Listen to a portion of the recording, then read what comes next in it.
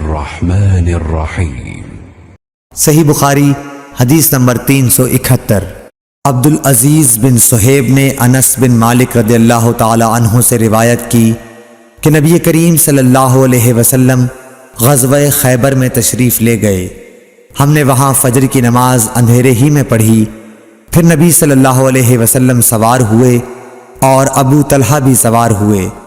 میں ابو طلحہ کے پیچھے بیٹھا ہوا تھا۔ نبی صلی اللہ علیہ وسلم نے اپنی سواری کا رخ خیبر کی گلیوں کی طرف کر دیا۔ میرا گھٹنا نبی کریم صلی اللہ علیہ وسلم کی ران سے چھو جاتا تھا۔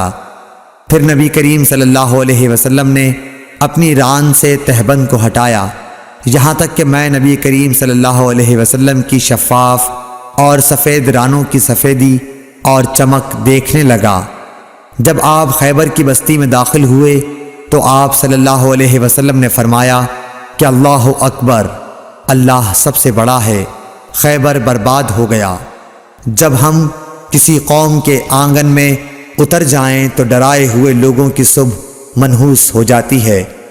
آپ نے یہ 3 مرتبہ فرمایا۔ انس رضی اللہ تعالی عنہ نے کہا کہ خیبر کے یہودی لوگ اپنے کاموں کے لیے باہر نکلے ہی تھے کہ وہ چلا اٹھے، محمد صلی اللہ علیہ وسلم آن پہنچے۔ اور عبدالعزیز راوی نے کہا کہ بعض حضرت انس رضی اللہ تعالی عنہ سے روایت کرنے والے ہمارے ساتھیوں نے والخمیس کا لفظ بھی نقل کیا ہے، یعنی وہ چلا اٹھے کہ محمد لشکر لے کر پہنچ گئے۔ پس ہم نے خیبر لڑ کر فتح کر لیا اور قیدی جمع کیے گئے۔ پھر وحیہ رضی اللہ تعالی عنہ آئے اور عرض کی کہ یا رسول اللہ صلی اللہ علیہ وسلم، قیدیوں میں سے کوئی باندی مجھے عنایت کیجیے۔ آپ صلی اللہ علیہ وسلم نے فرمایا کہ جاؤ کوئی باندی لے لو۔ انہوں نے صفیہ بنت حی کو لے لیا۔ پھر ایک شخص نبی کریم صلی اللہ علیہ وسلم کی خدمت میں حاضر ہوا اور عرض کی کہ یا رسول اللہ، صفیہ جو قریظہ اور نزیر کے سردار کی بیٹی ہیں، انہیں آپ نے وحیہ کو دے دیا، وہ تو صرف آپ ہی کے لیے مناسب تھیں۔ اس پر آپ نے فرمایا کہ وحیہ کو صفیہ کے ساتھ بلاؤ۔ وہ لائے گئے۔ جب نبی کریم صلی اللہ علیہ وسلم نے انہیں دیکھا تو فرمایا کہ قیدیوں میں سے کوئی اور باندی لے لو۔ راوی نے کہا کہ پھر نبی کریم صلی اللہ علیہ وسلم نے صفیہ کو آزاد کر دیا اور انہیں اپنے نکاح میں لے لیا۔ ثابت بنانی نے حضرت انس رضی اللہ تعالی عنہ سے پوچھا کہ ابو حمزہ، ان کا مہر حضور صلی اللہ علیہ وسلم نے کیا رکھا تھا؟ حضرت انس رضی اللہ عنہ نے فرمایا کہ خود انہی کی آزادی ان کا مہر تھا اور اسی پر آپ نے نکاح کیا۔ پھر راستے ہی میں ام سلیم رضی اللہ عنہ، حضرت انس رضی اللہ عنہ کی والدہ نے انہیں دلہن بنایا اور نبی کریم صلی اللہ علیہ وسلم کے پاس رات کے وقت بھیجا۔ اب نبی کریم صلی اللہ علیہ وسلم دلہا تھے، اس لیے آپ نے فرمایا کہ جس کے پاس بھی کچھ کھانے کی چیز ہو تو یہاں لائے۔ آپ نے ایک چمڑے کا دسترخوان بچھایا، بعض صحابہ کھجور لائے، بعض گھی۔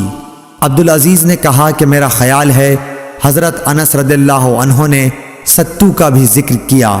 پھر لوگوں نے ان کا حلوہ بنا لیا۔ یہ رسول اللہ صلی اللہ علیہ وسلم کا ولیمہ تھا۔ صحیح بخاری حدیث نمبر 372۔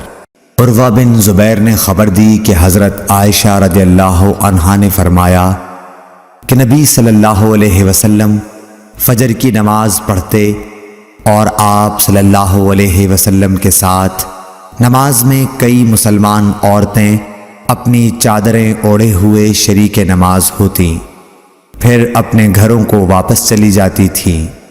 اس وقت انہیں کوئی پہچان نہیں سکتا تھا۔ صحیح بخاری حدیث نمبر 373۔ ابن شہاب نے بیان کیا کہ انہوں نے عروہ سے، انہوں نے ام المومنین حضرت عائشہ رضی اللہ تعالی عنہا سے کہ نبی صلی اللہ علیہ وسلم نے ایک چادر میں نماز پڑھی جس میں نقش و نگار تھے۔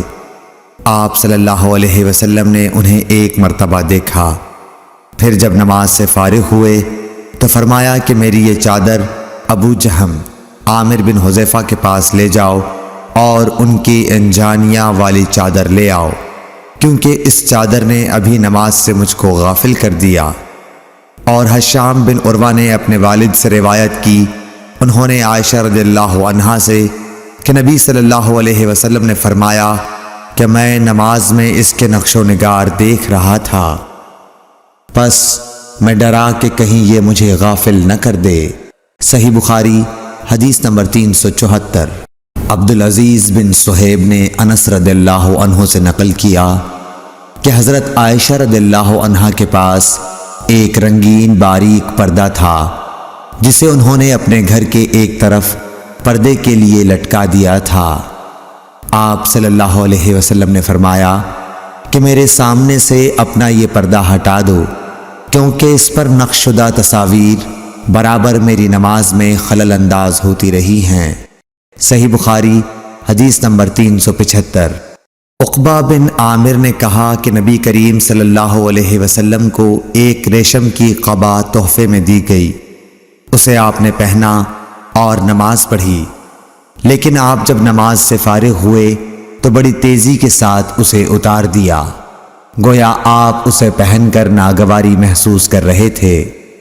پھر آپ نے فرمایا یہ پرہیزگاروں کے لائق نہیں ہے۔